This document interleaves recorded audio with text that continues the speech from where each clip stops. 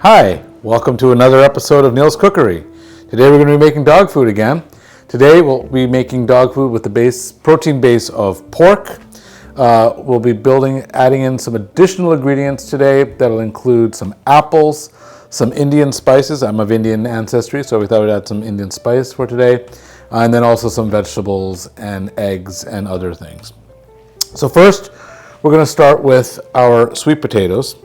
And this is just a great starch to add to your pet's diet. And one thing of warning here is not to add this directly into a food processor. I'll be using the food processor for almost everything else, but for this part you have to do it manually. And I recommend doing this first and letting it come to a boil and get nice and soft while preparing the other things that we're going to be putting in. So I'm just going to quickly dice these into about 1-inch pieces. Put them into a pot, cover them with water, and then set it to a boil.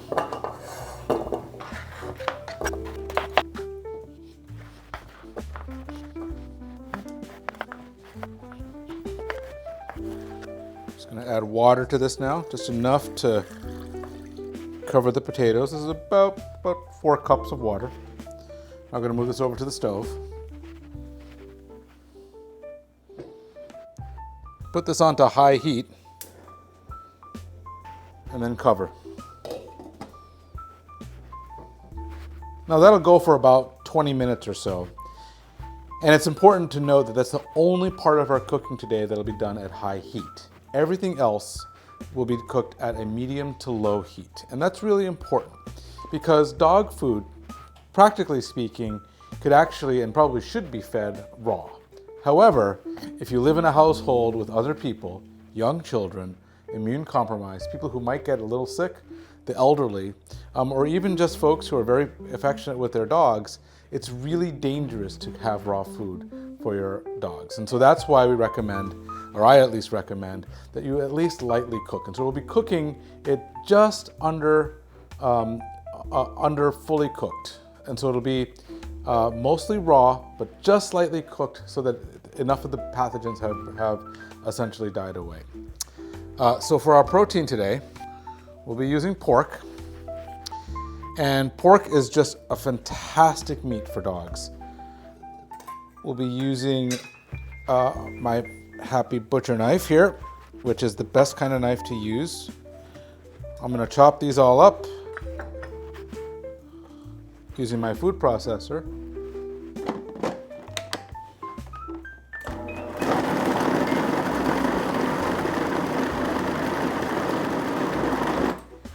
And it's really just a light pulse, like a 5-second pulse. That's all I needed.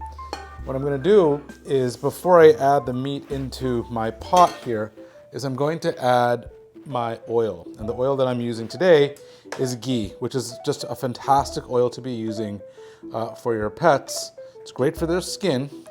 It's also a great source of very healthy fats. And it is extremely nutritious from a fat perspective. Far better than almost any other oil that you could use. So I'm of Indian ancestry, and that means that I have a spice bowl at home, or a spice container like this. And this is a very convenient way to have access to spices that you commonly use. And here I have some turmeric, some coriander, cumin, garam masala, cumin seeds, fennel seeds. And what I'm going to be doing is adding some turmeric. This is about 2 tablespoons.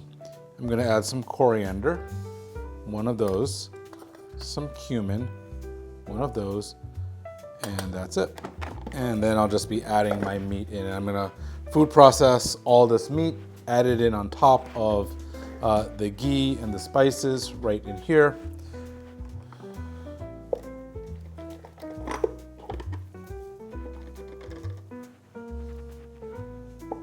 And the other piece that I'm going to add is also important.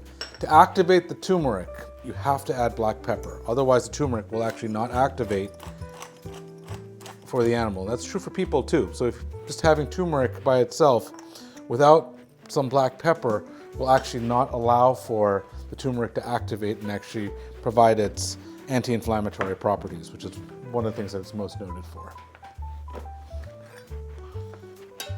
Okay, now the additional things I'm going to add are some hearts and gizzards. It's a great source of various proteins.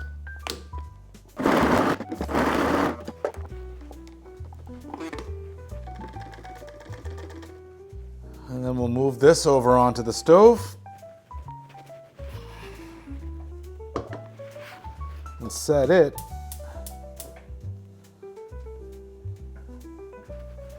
at medium low. So while the meat is starting to cook, the potatoes are going, I'm going to prepare the rest of my ingredients. And they are largely vegetables, and these are really just vegetable odds and ends that I've been collecting throughout the week. Vegetables and also some fruit. So I have some orange peel in here, which is a great thing to add into dog food in small amounts because it actually helps with some of the smell of dog food. Doesn't make it as unappealing for us, even though the dogs don't care. There are some great nutrients in here. You want to be careful not to give too much orange because dogs can actually get sick from too much orange, the essential oils. So I have a variety of different things here that have been collected over the last week or so. I got some cucumber peels, some carrot ends, some cabbage. Put that all in there and grind it up, or food process it.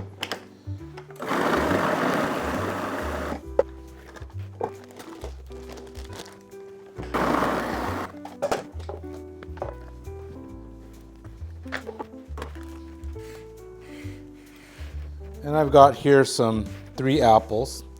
Now, one thing to note here is none of these were actually vegetables that I went out and just bought for our dogs. As much as I love our dogs, dogs don't need to have fresh vegetables and not a lot of it actually in proportion to their food. So what I do throughout every cooking thing that I do is I save the bits and ends in a plastic bag, I stick it in the freezer, and then when I'm ready to cook for the dogs, they get the odds and ends. And it's more than enough for dogs. Dogs are biologically, through evolutionary time, they were actually carnivores. But they've co-evolved with us as humans for so long that they actually are able to process some parts that are more omnivorous, meaning they can process some vegetables as well as fruits. They would eat in the wild animals, and they would eat the stomach contents, and that would actually be the source of vegetables and fruits for dogs. But vegetables and fruits, as we know from humans, are a great source of just so many wonderful nutrients, and dogs have evolved with us to accept some of that. It is important, however, to make sure that even if you don't grind the meat, that you do blend up the fruits and vegetables that you put in your dog's diet, because they don't have the same amount of ability as even we as humans to sort of break down some of the plant material. Fruits are great. Our dogs actually love to eat raw fruit as a snack, so it's a healthy thing. And one of my dogs is sitting here just waiting because she heard me cutting. And when I'm cutting, it usually means I'm cutting fruit. So I'll give her a piece.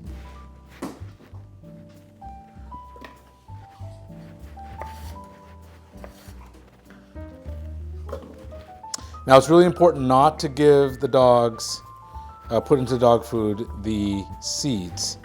Seeds are poisonous to pretty much any animal,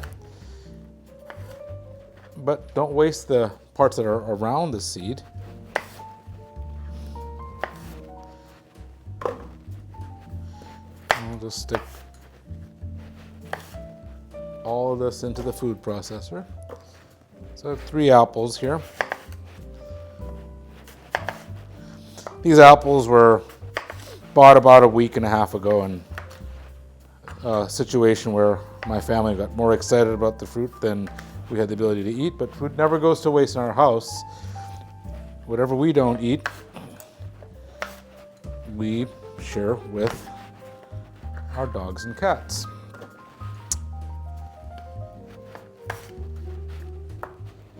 Of course, don't ever feed your dogs or cats raw onions, even cooked onions.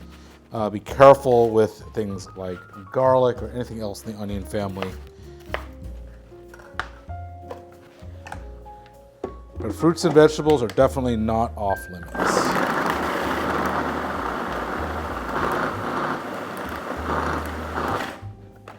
So that's all chopped up.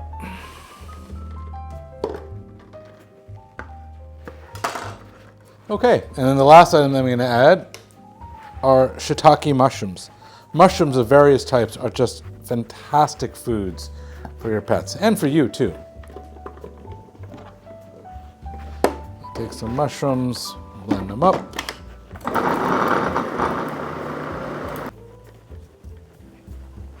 Okay, I'm going to walk over to the stove now. Check in on the meat. Just give it a light stir.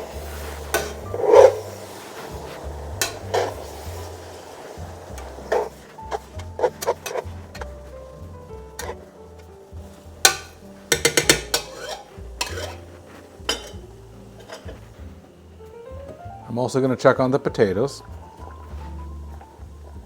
And they're fork soft, so they're basically done. I'm going to turn that off.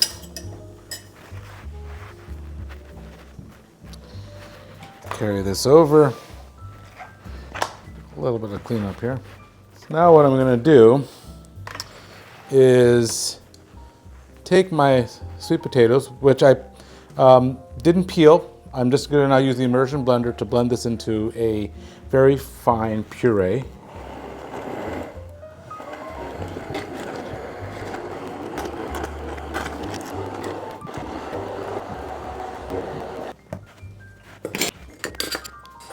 Let's take this back over to the stove. Let that go.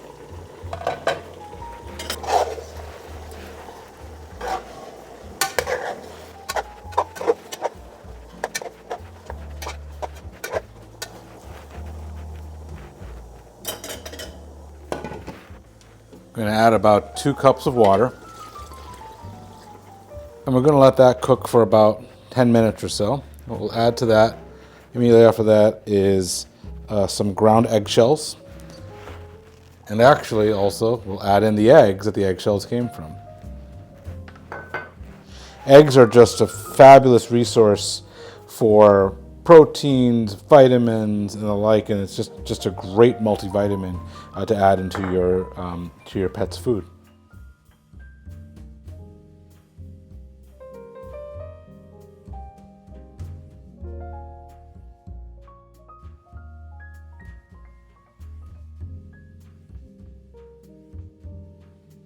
Okay, now the meat is almost done. And the way we know this is when we look at it, most of the meat, the raw meat, the bright pink, is gone. There's still some little bits of color, and this is what I mean by just being a little bit undercooked. This is actually a good point to turn the heat down even more so it's closer to low than it is to medium. And we're going to add one more protein piece, which is also just a great source of nutrients for your dogs, which is chicken livers. Now these you do not need to chop for very long or process for very long. Like one pulse will do it. Maybe 2. Okay.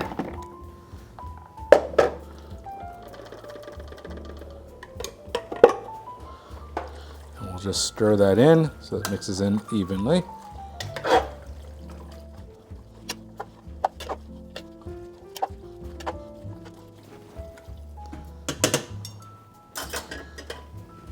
We're also going to add the 3 eggs and their eggshells.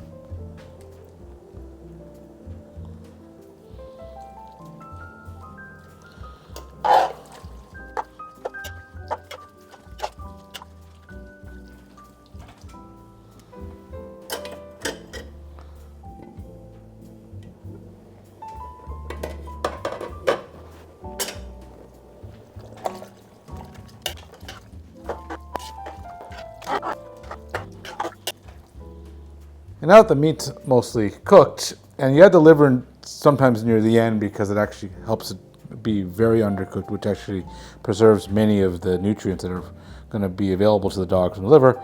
Now we're going to add in our fruits and vegetables.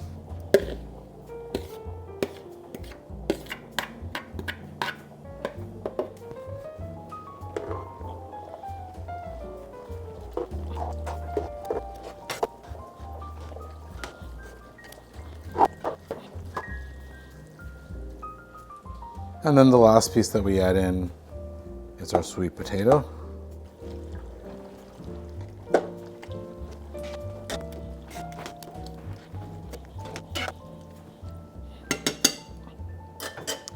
At this point, after everything's been stirred in, we just turn the stove off, cover it, and what will happen is the remaining vegetables and fruits will just lightly cook, which will be enough to break them down and make it bioavailable to your dogs. And that's it. That's the basics for making the basic recipe. Now we'll take the food and you could stop here and just serve it out at whatever volume makes sense for your dog. I'm going to go one more step, and I'm going to puree this food so that it actually becomes more of a pate consistency. And I mix it up. Sometimes I'll leave it this way. Sometimes I'll blend it down, and other times I'll leave actually bigger chunks of meat. It's good to give some variety. Whatever works for you. There actually isn't a right answer. And so I think it's good to give a little bit of variety to your dog.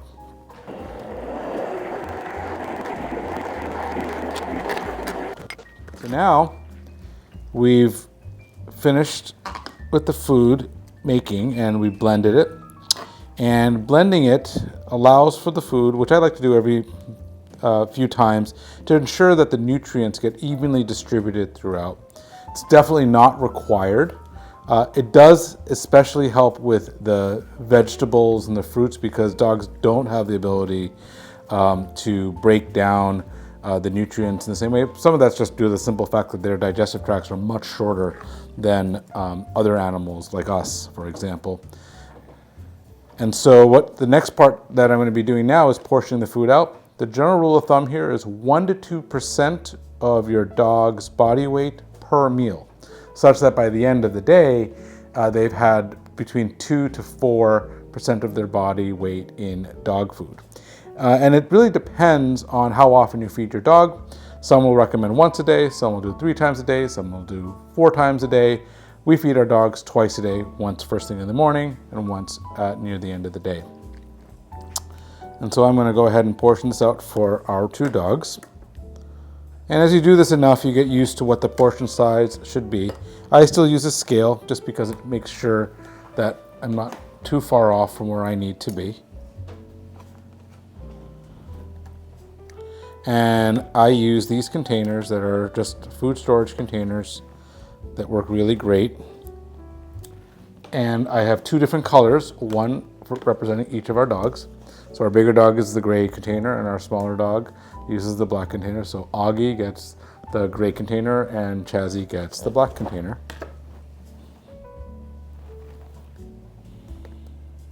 So I'll go ahead and portion this out.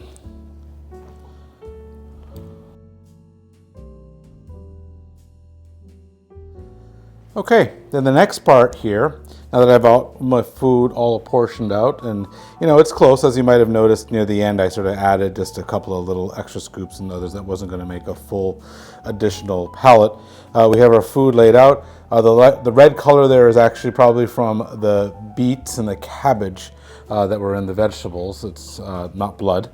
Now what I'm going to do is add some flaxseed oil, some nutritional yeast, some a multivitamin, and then some herbs from our herbalist that they recommend.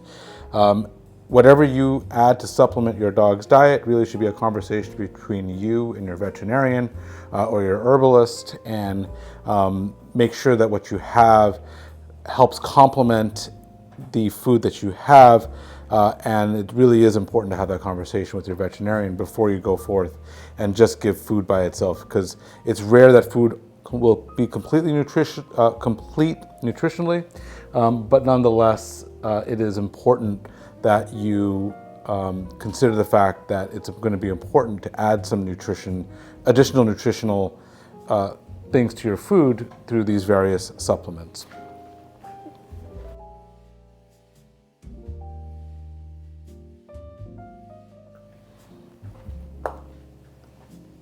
And so there you have it. We have about a week and a day or so of dog food for our 2 dogs. Augie is about 60, 70 pounds, and Chazzy is between 40 and 50 pounds. This food is good for about a week. I'll put all this in the fridge. If you have extra food, you can put it in the freezer for about a couple of weeks, and it'll be just fine. Just pull it out a few days in advance and let it defrost in the fridge before you serve it out. The protein in this dog food is pork with some vegetables that were just collected throughout the week, as well as some eggs and some apples. And there you go. Thanks for joining, everybody.